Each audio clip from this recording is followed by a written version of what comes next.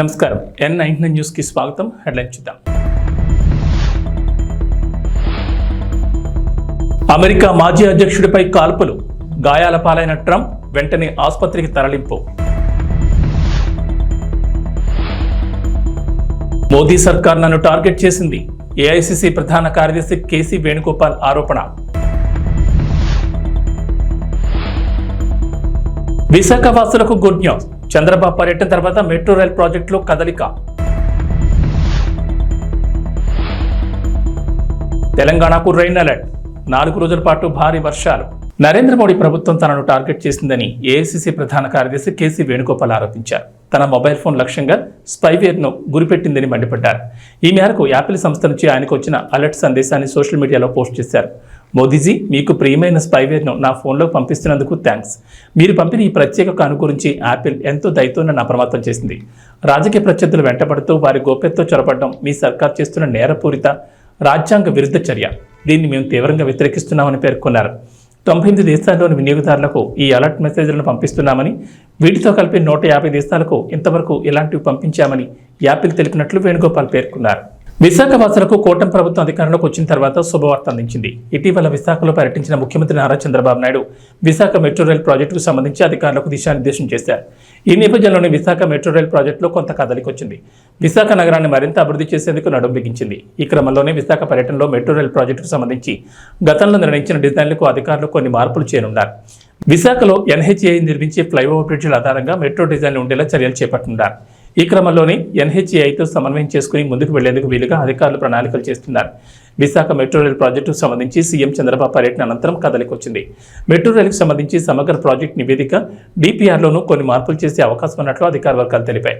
ఉత్తరాంధ్ర ప్రాంతంలో ఉన్న ప్రాజెక్టులపై సమీక్ష నిర్వహించిన సీఎం చంద్రబాబు మెట్రో పనులను ముందుకు తీసుకువెళ్లాలన్న తన ఆలోచనలను AP metro rail corporation MD UJM రావుకు తెలిపారు. పరిపాలనకు కొత్త అయిన AP deputy CM Pawan Kalyan అన్ని వర్గాల అభిప్రాయాలను తీసుకుంటూ ముందుకు సాగుతున్నారు. తాజాగా రిటైర్డ్ ఐఏఎస్ అధికారి ఈఎస్ శర్మ రాసిన లేఖపై పవన్ కళ్యాణ్ స్పందించారు. ముడిసర్ల వద్ద జీవీఎంసీ నిర్మాణాలు పర్యావరణానికి హాని చేస్తాయని శర్మ తన లేఖలో పేర్కొన్నారు. నిత్యం వందలాది మంది ప్రజలు సందర్శించే ముడిసర్ల పార్క్ 105 రకాల పక్షులకు ఆవాస ప్రాంతమని, జీవీఎంసీ ఆ పార్కులో భవనాల నిర్మాణానికి సిద్ధమవుతోందని వచ్చిన వార్తలను ఉటంకిస్తూ ముడిసర్ల పార్కును పరిరక్షించాలని శర్మ కోరారు. రిటైర్డ్ ఐఏఎస్ అధికారి శర్మ లేఖపై పవన్ కళ్యాణ్ జీవీఎంసీ అధికారుల వివరణ కోరారు. ముడిసర్ల పార్కు వద్ద పర్యావరణానికి నష్టం కలిగించే పనులు చేయొద్దని అధికారులకు నిర్దేశించారు. అయితే ముడిసర్ల వద్ద నిర్మాణాలేవి చేపట్టడం లేదని, అలాంటి ప్రతిపాదనలేవి లేవని జీవీఎంసీ అధికారులు పవన్ తెలిపారు. ఏపీలో వైసీపీ కాంగ్రెస్ పార్టీల మధ్య సోషల్ మీడియా వేదికగా ట్వీట్ల యుద్ధం నడుస్తోంది. వైఎస్ రాజశేఖర రెడ్డి రాజకీయ వారసత్వాన్ని అందుకునే క్రమంలో వైఎస్ షర్మిల, వైఎస్ జగన్ మధ్య జరుగుతున్న పోరు కాస్త వైసీపీ వర్సెస్ కాంగ్రెస్ పార్టీగా మారిపోయింది. ఈ క్రమంలోనే వైఎస్ షర్మిల టీడీపీకి అనుకూలంగా మారిపోయారంటూ వైసీపీ నేతల కామెంట్లు, వైసీపీ సోషల్ మీడియా ట్వీట్లు పెడుతున్నాయి. ఇటీవల తల్లికి వందనం పథకం అమలుపై ఏపీసీసీ చీఫ్ వైఎస్ షర్మిల విలేకరుల సమావేశం నిర్వహించారు. ఆ సమావేశంలోనే అటు టీడీపీ ఇటు వైసీపీ 2 పార్టీలపైన షర్మిల విమర్శలు గుప్పించారు. పనిలో పనిగా వైఎస్ జగన్ను లక్ష్యంగా చేసుకుని సైతం విమర్శలు చేశారు. దీనిపై వైసీపీ కూడా కౌంటర్ ఇచ్చింది. అయితే వైసీపీ కౌంటర్లకు వైఎస్ షర్మిల ఎక్స్ వేదిక రియాక్ట్ అయ్యారు. వైసీపీ విధానాలను ఎండగడుతూ సోషల్ మీడియా మాధ్యమం ఎక్స్లో సుదీర్ఘమైన పోస్ట్ పెట్టారు. పచ్చకామర్లు ఉన్న వారికి లోకమంతా పచ్చగా కనిపిస్తుందనే సామెతల వైసీపీ నేతల తీరుంది. తల్లికి వందనం ఉత్తర్వులపై వచ్చిన వార్తకు చంద్రబాబు సమాధానం చెప్పాలని మేము అడిగితే, బాబుకి కాంగ్రెస్ తోక పార్టీ అని ముడిపెట్టడం మీ అవగాహన రాహిత్యానికి నిదర్శనం. వైసీపీ నేతలకు కళ్ళు చెవులు ఉండి విజ్ఞత కలిగిన వాళ్ళైతే మేము చెప్పింది ఏంటో 1కి 10 సార్లు వినాలి. తల్లికి వందనం చీవో 29 క్లారిటీ లేదని, ఇంట్లో ఎంతమంది పిల్లలుంటే అందరికీ పథకం వర్తింపజేయాలని డిమాండ్ చేస్తే కూటమి ప్రభుత్వానికి కొమ్ము కాసినట్లు ఎలా అవుతుంది? మేము నిన్న ప్రెస్ మీట్ పెట్టి నిలదీశాం. అందుకే 24 గంటలు దాటకుండా సర్కార్ ప్రజలకు వివరణ ఇచ్చుకుందని షర్మిల ట్వీట్ చేశారు. తెలంగాణలో కొత్త ఆసరా పెన్షన్ల కోసం లబ్ధిదారులు ఎదురు చూస్తున్నారు. ఈ నేపథ్యంలో పంచాయతీరాజ్ గ్రామీణాభివృద్ధి మంత్రి సీతక్క కీలక ప్రకటన చేశారు. ప్రభుత్వం అర్హులకే పింఛన్లు అందజేస్తుందని వెల్లడించారు. ప్రతి పైసా అర్హులకే దక్కాలన్నది తమ ప్రభుత్వ లక్ష్యమన్నారు. పెన్షన్ల పంపిణీలో అక్రమాలను అరికట్టడంతో పాటు ఎప్పటికప్పుడు కొత్తగా లబ్ధిదారుల జాబితాను నవీకరిస్తున్నట్లు వెల్లడించారు. గత ప్రభుత్వ హయాంలో జరిగిన పొరపాట్లను సరిదిద్దామని, అర్హులకే పింఛన్లు అందజేస్తామని అన్నారు. సంక్షేమ ఫలాలు అవసరమైన వారికి దక్కేలా కఠిన చర్యలు తీసుకుంటామన్నారు. ప్రజల నుంచి ఎప్పటికప్పుడు ఫీడ్బ్యాక్ తీసుకుంటూ మానవీయ కోణంలో తమ పాలనను సాగిస్తున్నట్లు వెల్లడించారు. త్వరలోనే లబ్ధిదారులకు కొత్త పెన్షన్లు మంజూరు చేయడంతో పాటు పెన్షన్ల పంపిణీ ఉంటుందని చెప్పారు. ఇక గత ప్రభుత్వం అనర్హులకు కూడా పెన్షన్లు మంజూరు చేసిందని రేవంత్ సర్కార్ ఆరోపిస్తోంది. పేద కుటుంబాల వారికి అందాల్సిన ఆసరా పింఛన్లు దుర్వినియోగమైనట్లు గుర్తించింది. ప్రభుత్వ నిబంధనలకు విరుద్ధంగా ప్రభుత్వ ఉద్యోగాలు చేసేవారు, వారి కుటుంబ సభ్యులు, ప్రభుత్వ కుటుంబ పింఛన్లు పొందుతున్న వారు కూడా ఆసరా పెన్షన్ తీసుకున్నట్లు ప్రాథమికంగా గుర్తించారు. తెలంగాణ వ్యాప్తంగా మొత్తం 5,650 మంది ప్రభుత్వ ఉద్యోగులు తమ రిటైర్మెంట్ పింఛన్తో పాటు ప్రభుత్వం అందించే ఆసరా పింఛన్లు కూడా అందుకున్న జాబితాలో వెల్లడైంది. వీరిలో 3,824 మంది చనిపోగా మిగతా 1,826 మంది 2 పింఛన్లు అందుకుంటున్నట్టు తెలిసింది. ఈ మేరకు దీనిపై విచారణకు ఆదేశించారు. విచారణలో వాస్తవాలు బయటపడితే పింఛన్లు రద్దు చేయడంతో పాటు గతంలో మంజూరు చేసిన పింఛన్లు రికవరీ చేయనున్నట్లు తెలిసింది. జాబ్ నోటిఫికేషన్లపై సీఎం రేవంత్ రెడ్డి కీలక ప్రకటన చేశారు. హైదరాబాద్లోని జేఎన్టీయూ పరిధిలోని ఇంజనీరింగ్ కళాశాల యాజమాన్యాలతో నిర్వహించిన సదస్సులో పాల్గొన్న సీఎం ఉద్యోగాల నోటిఫికేషన్లపై ఫుల్ క్లారిటీ ఇచ్చారు. వచ్చే అసెంబ్లీ సమావేశాల్లో జాబ్ క్యాలెండర్ ప్రకటిస్తామని, అది కూడా యూపీఎస్సీ తరహాలో తీసుకురానున్నట్లు రేవంత్ రెడ్డి ప్రకటించారు. ఈ జాబ్ క్యాలెండర్కు చట్టబద్ధ కల్పిస్తామన్నారు. మార్చి నెలాఖరులోగా అన్ని శాఖల్లో ఉన్న ఖాళీల వివరాలు తెప్పిస్తామని పేర్కొన్నారు. ప్రతి ఏడాది మార్చి 31 వరకు అన్ని శాఖల్లో ఉన్న ఖాళీలను గుర్తించి జూన్ 2 లోపల నోటిఫికేషన్లు ఇచ్చి డిసెంబర్ లోపల అన్ని ఖాళీలను భర్తీ చేసేలా జాబ్ క్యాలెండర్ తీసుకురావడమే కాకుండా దానికి చట్టబద్ధ కల్పిస్తున్నామని వివరించారు. ఇదిలా ఉంటే గ్రూప్ 1 మెయిన్స్ విషయంలోనూ సీఎం రేవంత్ రెడ్డి క్లారిటీ ఇచ్చారు. ఇచ్చిన నోటిఫికేషన్ ప్రకారమే ఉద్యోగాలు భర్తీ చేస్తామని స్పష్టం చేశారు. గత ప్రభుత్వం ఇచ్చినట్లుగానే 1:50 నిష్పత్తిలో ఉద్యోగాలు భర్తీ చేస్తామని తెలిపారు. ఇప్పుడు కొందరు 1:100 నిష్పత్తిలో పిలవాలని కోరుతున్నారని, అలా పిలిస్తే ప్రభుత్వానికి ఎలాంటి నష్టం లేదని చెప్పుకొచ్చారు. అయితే అలా పిలిచిన మరుక్షణమే కోర్టు ఆ ప్రక్రియను ఆపేస్తుందని వివరించారు. దానివల్ల మళ్లీ మొదటికి వస్తుందని, 2011లో మొదలుపెట్టిన గ్రూప్ 1 పరీక్షలను 2024లో కూడా పూర్తి చేసుకోలేమని పేర్కొన్నారు. కోచింగ్ సెంటర్ యజమాని ఆమరణ నిరాహార దీక్ష చేస్తా అంటారు పరీక్షలు వాయిదా వేయమని. నేను అడిగిన ఆయన హాల్ టికెట్ ఏముందో తీయరా, దేనికి రాసిండో పాపం మాట్లాడదామని. లేదు సార్, ఆయన కోచింగ్ సెంటర్ ఉంది, ఆయనకు 2 నెలలు పోస్ట్ పోన్ చేస్తే డిఎస్సి 100 కోట్లు లాభం వస్తుందంట, 2 నెలలు ఆయనకు 100 కోట్ల ఆదాయాన్ని మీరు దెబ్బతీసారట అని ఒక్క ఆయన గురించే చెప్పారు. ఇంకొక ఆయన దీక్ష కూర్చున్నాడు. ఏందే ఆయన మన పార్టీలో ఉండే మనటి వరకు ఆయనేం పరీక్షలు రాస్తున్నాయనంటే, నువ్వు పార్టీలో ఏం ఉద్యోగం ఇవ్వలేదంటే సార్, ఇప్పుడు నిన్ను గిల్లడమే ఆయన పైన అంటే, అందుకే ఆయన దీక్ష కూర్చున్నాడు సార్ అన్న. ఇంకో పిల్లగాడు కూర్చున్నాడు, గాంధీ హాస్పిటల్లో చేరాడు.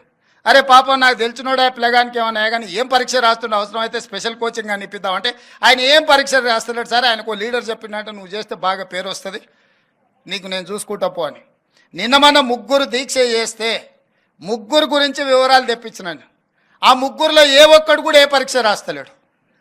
తెలంగాణ విద్యార్థులకు సీఎం రేవంత్ రెడ్డి శుభవార్త వినిపించారు. ఈ విద్యా సంవత్సరం నుంచి ఎలాంటి పెండింగ్లు లేకుండా ఫీజు రియంబర్స్మెంట్ వేస్తామని రేవంత్ రెడ్డి ప్రకటించారు. శుక్రవారం జేఎన్టీయూ పరిధిలోని ఇంజనీరింగ్ కాలేజీల యాజమాన్యాలతో నిర్వహించిన క్వాలిటీ ఇంజనీరింగ్ సదస్సులో రేవంత్ పాల్గొన్నారు. ఈ సందర్భంగా ప్రసంగించిన రేవంత్ రెడ్డి ఇంట్రెస్టింగ్ కామెంట్ చేశారు.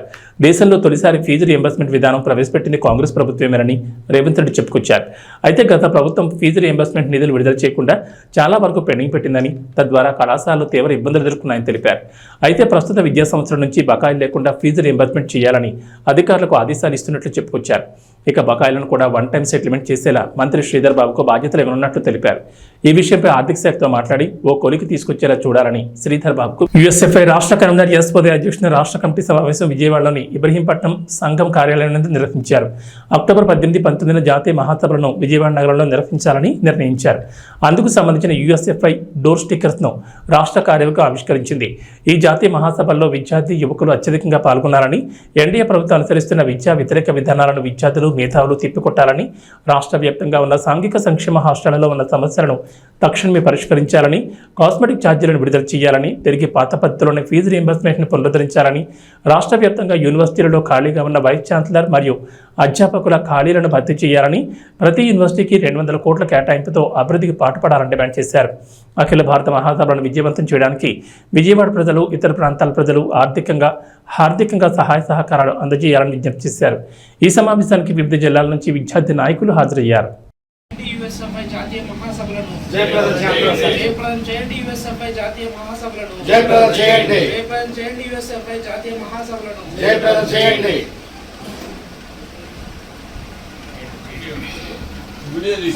అమెరికా మాజీ అధ్యక్షుడు డొనాల్డ్ ట్రంప్పై కాల్పులు జరిగాయి.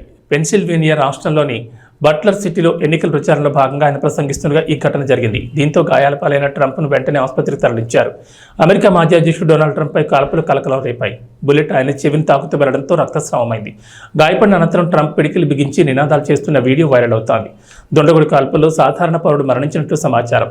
మరోవైపు ట్రంప్పై కాల్పులు జరిపిన నిందితుడిని భద్రతా సిబ్బంది మట్టుబెట్టారు. అమెరికాలో హింసకు తావులేదని ప్రెసిడెంట్ జో బైడెన్ ట్వీట్ చేశారు. కాల్పుల్లో గాయపడిన ట్రంప్ క్షేమంగా ఉన్నారని తెలిసింది. ట్రంప్ ఆయన కుటుంబం కోసం నేను దేవుడిని ప్రార్థిస్తున్నా, మనందరం ఒక్కటే ఈ ఘటనను ఖండించాలని పేర్కొన్నారు. ప్రజాస్వామ్యంలో రాజకీయ హింసకు స్థానం లేదని బరాక్ ఒబామా ట్వీట్ చేశారు. ట్రంప్ త్వరగా కోలుకోవాలని కోరుకుంటున్నట్లు తెలిపారు. ఎన్నికల ర్యాలీలో దుండగుడి కాల్పుల్లో గాయాల పాలైన అమెరికా మాజీ అధ్యక్షుడు డొనాల్డ్ ట్రంప్ ఆరోగ్యం ప్రస్తుతం మెరుగ్గానే ఉన్నట్లు ఆయన ప్రతినిధి స్టీవెన్ తెలిపారు. స్థానిక మెడికల్ సిబ్బంది ఆయనకు చికిత్స అందించినట్లు పేర్కొన్నారు. ఈ ఘటనలో త్వరగా స్పందించిన భద్రతా సిబ్బందికి ధన్యవాదాలు తెలిపారు. మరోవైపు ట్రంప్ త్వరగా కోలుకోవాలని Tesla chief Elon Musk tweet చేశారు.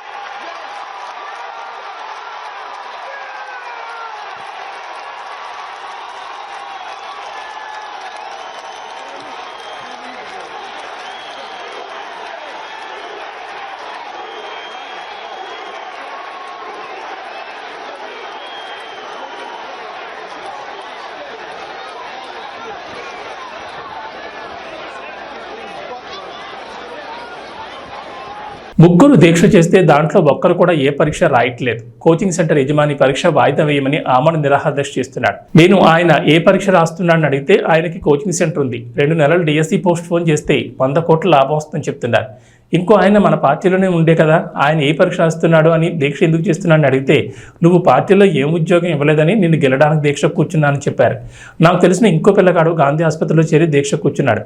ఏం పరీక్ష రాస్తున్నాడు, అవసరమైతే స్పెషల్ కోచింగ్ ఇప్పిద్దామని అడిగితే ఆయన ఏం పరీక్ష రాయట్లేదు, ఒక లీడర్ చెప్పిండట చేస్తే పేరు వస్తుందని అందుకు చేస్తున్నాడని చెప్పారు CM Revanth Reddy. Coaching centre యజమాని ఆమరణ నిరాహార దీక్ష చేస్తా అంటారు పరీక్షలు వాయిదా వేయమని. నేను అడిగిన ఆయన హాల్ టికెట్ ఏముందో తీయరా, దేనికి రాసిండో పాపం మాట్లాడదామని. లేదు సార్, ఆయన కోచింగ్ సెంటర్ ఉంది, ఆయనకు 2 నెలలు పోస్ట్ పోన్ చేస్తే డిఎస్సి 100 కోట్లు లాభం వస్తుందంట, 2 నెలలు ఆయనకు 100 కోట్ల ఆదాయాన్ని మీరు దెబ్బతీసారట అని ఒక్క ఆయన గురించే చెప్పారు. ఇంకొక ఆయన దీక్ష కూర్చున్నాడు.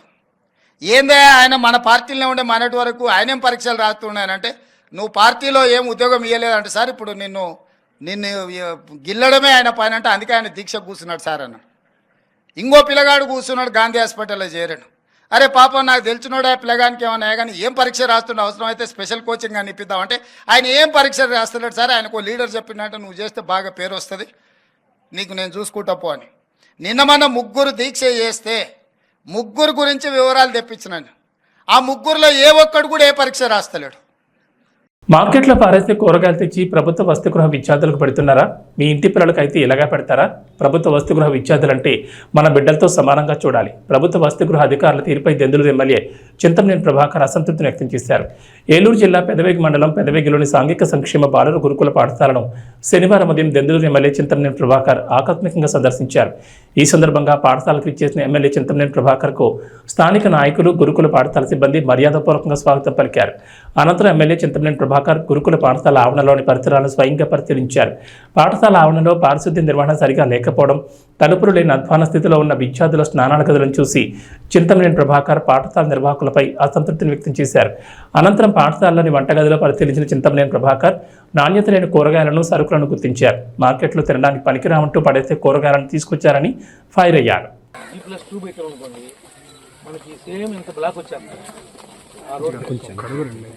G+2 పెడితే మన 6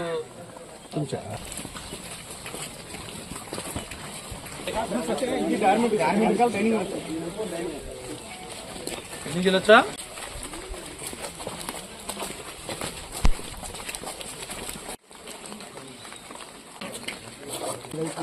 మీకు వాజ్ కదా టీచర్స్ స్పెషల్ టీచర్స్ ఏ స్కూల్లో ఉంటావా?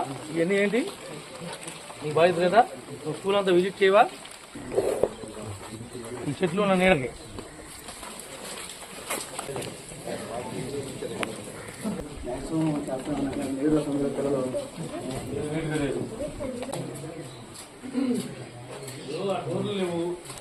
సార్ ఎన్ని వీడియోలు తీసి ఫోటోలు తీసి పెట్టు.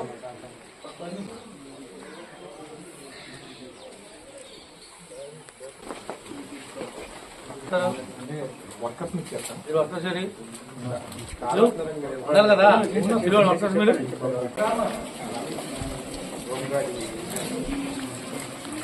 మీరు పోటీ చేసినాడు.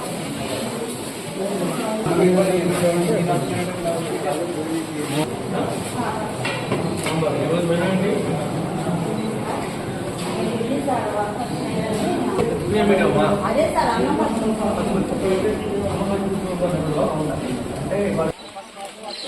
ఎవరు సప్లై రావడేది?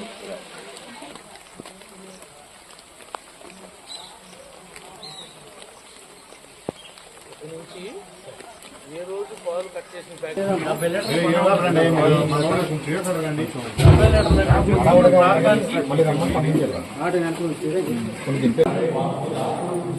నలభై ప్యాకెట్లు తెచ్చి పిల్లలకు పాలు రైస్ బాగున్నాయా?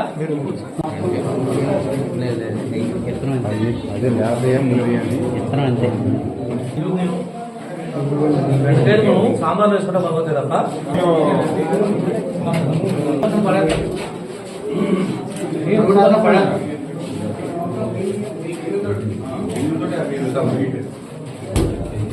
అలాంటి ఇన్స్పెక్షన్ లేకుండా మీ పర్యవేక్షణ లేకుండా ఈ రకమైనటువంటి పద్ధతుల్లో మీరు నడిపేటట్టయితే కనుక చదువుకోవచ్చు. మీరు కూడా ఇంకా బెండకాయలు ఏంటి, ఆనకాయ ఏంటి, రోడ్డు పక్కన పడేసి కాయలు కొని తీసుకొచ్చి పిల్లలు పెడతారా మీరు?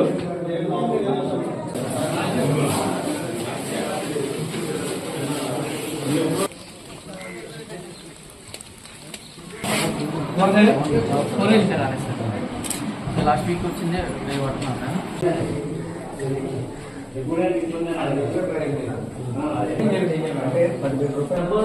గవర్నమెంట్ పంపించాల్సిందా? వాటర్ ప్లాంట్ మామూలు ఇంటర్వ్యూ టైంలో ఆ టైంలో మళ్ళీ మంచి వెళ్తారు కదా.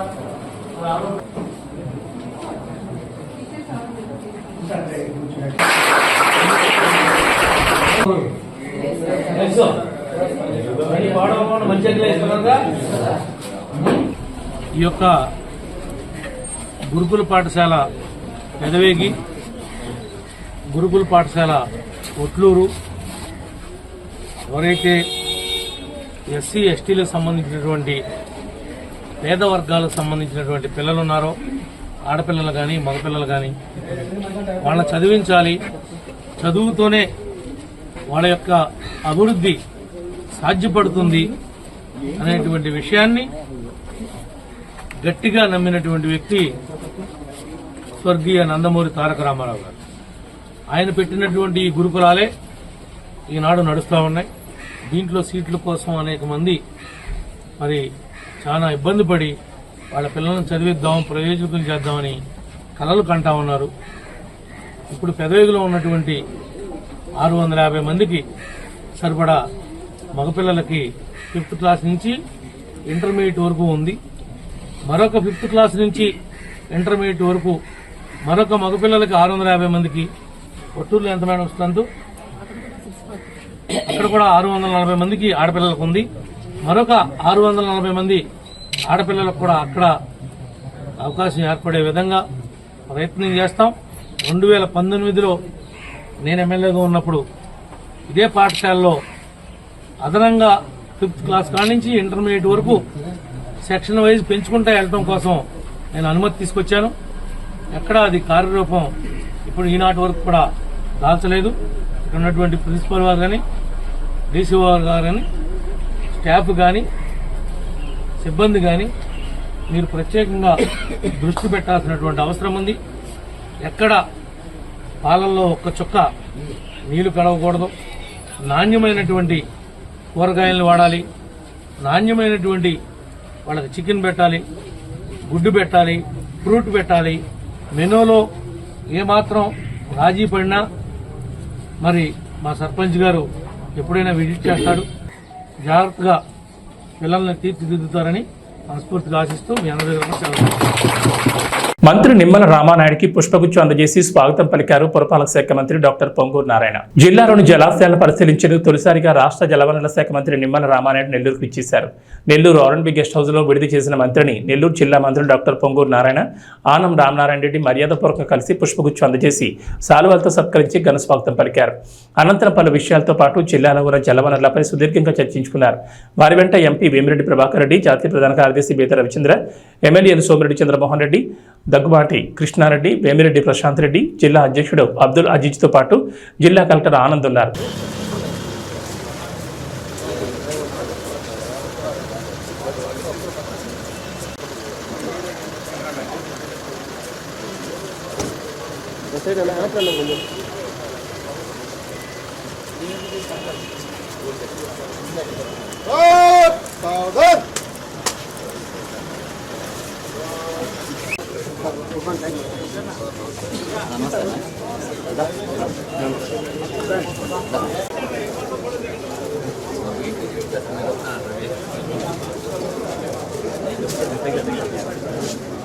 లాస్ట్ గవర్నమెంట్ చేసింది sir, TDP government notification.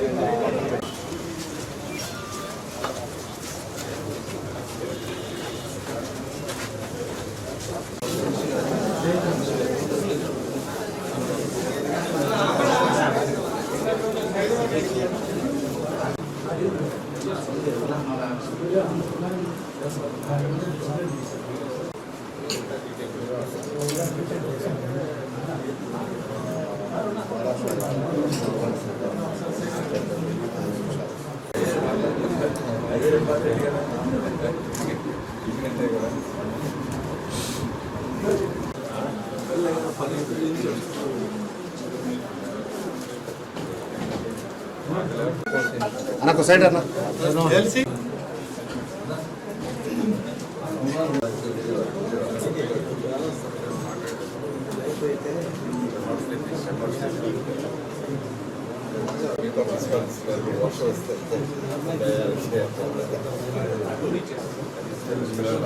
Mahesh Babu birthday కోసం అభిమానులు ఆశగా ఎదురు చూస్తున్నారు. మహేష్ పుట్టినరోజు ఆగస్టు 9 సందర్భంగా రాజమౌళి ఏదైనా అప్డేట్ ఇస్తారని వారంతా ఆశిస్తున్నారు. మహేష్ సైతం టోటల్గా జక్కని చెప్పిన స్టైల్లోకి మారిపోతున్నాడు. బాడీ పెంచేస్తున్నాడు అనిపిస్తోంది. లుక్ అయితే పూర్తిగా మార్చేస్తున్నట్లుగా కనిపిస్తోంది. SSMB 29కి సంబంధించిన అప్డేట్ బర్త్డే సందర్భంగా వస్తుందా అని అభిమానులు అయితే ఆరాలు తీస్తున్నారు. ఈ క్రమంలో ఓ వార్త నెట్టింట్లోకి వచ్చేసింది. మహేష్ బాబు బర్త్డే సందర్భంగా ఒక సినిమాను రిలీజ్ చేయడం ఆనవాయితీగా వస్తోంది. ఇలానే రిలీజ్ చేసిన మహేష్ బాబు ఒకడు, పోకిరి, బిజినెస్ మ్యాన్ సినిమాలు బ్లాక్ బస్టర్లుగా నిచ్చాయి. ఈసారి మురారి రిలీజ్ చేస్తారని అంతా అన్నారు. ఈ మేరకు 4K ప్రింట్ రెడీ చేస్తున్నారని వార్తలు వచ్చాయి. మళ్ళీ ఇప్పుడు అతిథిని రిలీజ్ చేస్తున్నారని చెప్తున్నారు. అతిథి ఆ టైంలో అంతగా ఆడలేదు. మహేష్ లుక్స్ మీద కూడా అప్పట్లో విమర్శలు వచ్చాయి. Surender Reddy making, taking full స్టైలిష్గా ఉన్నా కూడా ఆ సినిమా ఎక్కడో తేడా కొట్టేసింది. విపరీతమైన అంచనాల మధ్య ఈ చిత్రం రావడంతో ఆ స్థాయి హిట్ సాధించలేకపోయింది. కానీ మహేష్ బాబుని చాలా కొత్తగా ప్రజెంట్ చేశాడన్న నేమ్ అయితే సురేందర్ రెడ్డికి వచ్చింది. అలాంటి సినిమాను ఇప్పుడు మళ్ళీ రిలీజ్ చేసేందుకు ప్రయత్నిస్తున్నారట. మహేష్ బాబు ఇప్పుడు రాజమౌళి సినిమా కోసమే కష్టపడుతున్న సంగతి తెలిసిందే. బయటి ఫంక్షన్లకు ఆయన రావడం లేదు. ఫ్యామిలీతో ఇప్పుడే వెకేషన్లు అంటూ తిరిగేస్తున్నాడు. ఒకసారి రాజమౌళి సినిమా మొదలైతే వెకేషన్లకు వెళ్ళడం కష్టమన్న సంగతి తెలిసిందే. అందుకే దొరికిన ఈ టైంని ఫ్యామిలీతో హాయిగా గడిపేస్తున్నాడు. అంబానీ పెళ్లి వేడుకల్లో మహేష్ కనిపించిన తీరుకు అందరూ యానిమల్ మూవీని గుర్తు చేసుకుంటున్నారు. మహేష్ బాబుతో సందీప్ వంగాను ఓ ప్రాజెక్ట్ సెట్ చేసుకోమని అభిమానులు కోరుతున్నారు. ఇంగ్లాండ్ వేదికగా జరిగిన world championship of legends 2024 tourney విజేతగా ఇండియా ఛాంపియన్స్ అవతరించింది. బర్మింగ్ హోమ్ వేదికగా జరిగిన ఈ తుది పోరులో భారత్ జట్టు పాకిస్తాన్ ఛాంపియన్స్ను చిత్తు చేసింది. దీంతో టైటిల్ సాధించింది. ఈ మ్యాచ్లో తొలుత బ్యాటింగ్ చేసిన పాకిస్తాన్ ఛాంపియన్స్ 20 ఓవర్లలో 6 వికెట్ల నష్టానికి 156 పరుగులు చేసింది. అనంతరం భారత్ మరో 5 బంతులు మిగిలి ఉండగానే 5 వికెట్లు కోల్పోయి లక్ష్యాన్ని ఛేదించింది. ఈ మ్యాచ్లో టాస్ గెలిచిన పాకిస్తాన్ ఛాంపియన్స్ కెప్టెన్ యూనిస్ ఖాన్ తొలుత బ్యాటింగ్ ఎంచుకున్నాడు. అయితే టాస్ గెలిచి బ్యాటింగ్ ఎంచుకున్న జట్టుకు ఇన్నింగ్స్ సాఫీగా సాగలేదు. వరుసగా వికెట్లు కోల్పోయిన జట్టు కష్టాల్లో పడింది. భారత బౌలర్లు కట్టుదిట్టంగా బంతులేయడంతో పాకిస్తాన్కు పరుగులు రావడం కష్టమైంది. షోయబ్ మాలిక్ 36 బంతుల్లో 41 రన్స్ చేసి టాప్ స్కోరర్గా నిలిచాడు. భారత బౌలర్లో అనురీత్ సింగ్ 3 వికెట్లు తీగా వినయ్ కుమార్, పవన్ నేగి, ఇర్ఫాన్ పఠాన్ 1 వికెట్ పడగొట్టారు. టోర్నీలో మెరుగైన ప్రదర్శన చేసిన పాకిస్తాన్ భారత్తో మ్యాచ్ అనేసరికి మరోసారి ఒత్తిడికి చిత్తైంది. లీగ్ దశలో ఆ జట్టు చేతిలో ఎదురైన పరాభవానికి భారత జట్టు ప్రతీకారం తీర్చుకుంది. ఇక వాతావరణ విషయానికి వస్తే తెలంగాణకు హైదరాబాద్ వాతావరణ కేంద్ర అధికారులు రెయిన్ అలర్ట్ జారీ చేశారు. ఇవాటి నుంచి 4 రోజుల పాటు వర్షాలు కురుస్తాయని చెప్పారు. నైరుతి రుతుపవనాల విస్తరణకు తోడు ధోని ప్రభావంతో రాష్ట్ర వ్యాప్తంగా 4 రోజుల పాటు వర్షాలు కురుస్తాయని చెప్పారు. నేటి నుంచి బుధవారం వరకు వర్షాలకు ఛాన్స్ ఉందని చెప్పారు. కొన్ని జిల్లాల్లో భారీ వర్షాలు కురిసే అవకాశం ఉందన్నారు. ఇవాళ సంగారెడ్డి, మెదక్, కామారెడ్డి, మహబూబ్ నగర్, నాగర్ కర్నూలు, నిర్మల్, నిజామాబాద్, వికారాబాద్ జిల్లాలో భారీ వర్షాలు కురుస్తాయని పేర్కొన్నారు. గంటకు 30 నుంచి 40 కిలోమీటర్ల వేగంతో ఎదురుగాలు వీస్తాయన్నారు. ఉరుములు, మెరుపులతో తోడు పిడుగులు పడే అవకాశం ఉందని అప్రమత్తంగా ఉండాలన్నారు. పొలం పనులకు వెళ్లేవారు చెట్ల కింద ఉండకూడదని సూచించారు. ఇక సోమవారం మెదక్, కామారెడ్డి, జనగామ, సిద్దిపేట జిల్లాలోని కొన్ని ప్రాంతాల్లో భారీ వర్షాలకు ఎక్కువగా అవకాశాలున్నాయన్నారు. ఇవి బులెటిన్ విశేషాలు. నమస్కారం.